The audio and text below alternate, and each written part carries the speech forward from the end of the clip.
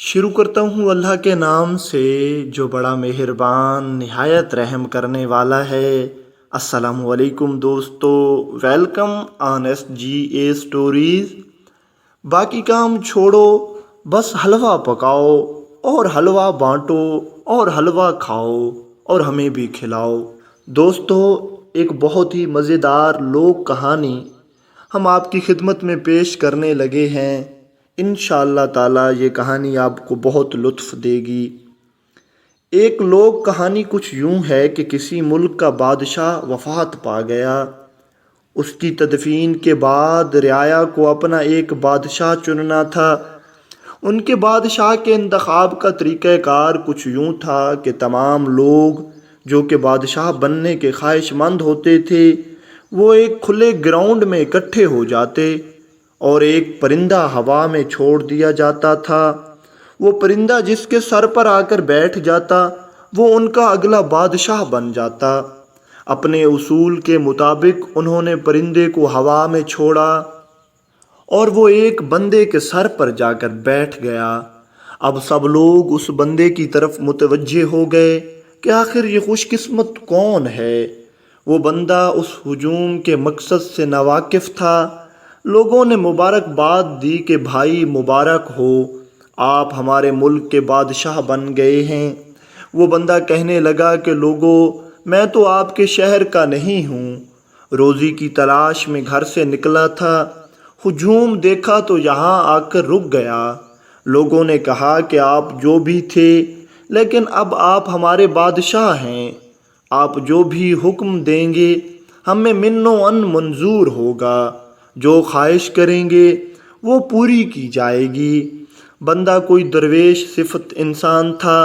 उसने 1 मिनट सोचा और फिर बादशाह बनने की हामी भर ली और ऐलान करवा दिया कि पूरे मुल्क में हलवे की देगें पकाई जाएं, हमें खिलाया जाए, तमाम आवाम को भी खिलाया जाए। लोगों ने हुक्म बजा लाया और हलवा पकाकर खिला दिया गया।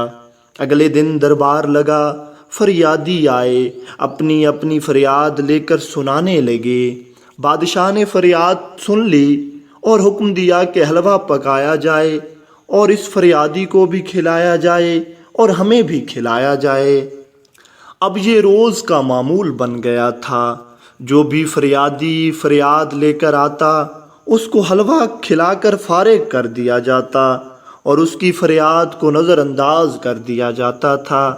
तमाम लोग बशमूल फरियादी भी हैरान थे कि ये कैसा बादशाह है जो हर वक्त हलवे के पकाने का हुक्म देता रहता है और हमारे बुनियादी मसाइल पे कोई तवज्जो ही नहीं देता। आहिस्ता आहिस्ता ये ख़बर दुश्मनों तक पहुंच गई कि इस मुल्क का बादशाह एकदम निकम्मा है और बेवकूफ़ है, हलवे का बहुत शदाई है।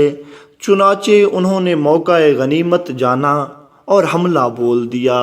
सिपाहियों ने आकर बताया कि बादशाह सलामत, साथ वाले मुल्क ने हम पे हमला बोल दिया है, हमारे लिए क्या हुक्म है। बादशाह ने हुक्म दिया कि छोड़ो सब काम, बस हलवा पकाओ, मुझे भी खिलाओ और ख़ुद भी खाओ। हुक्म की तामील कर दी गई।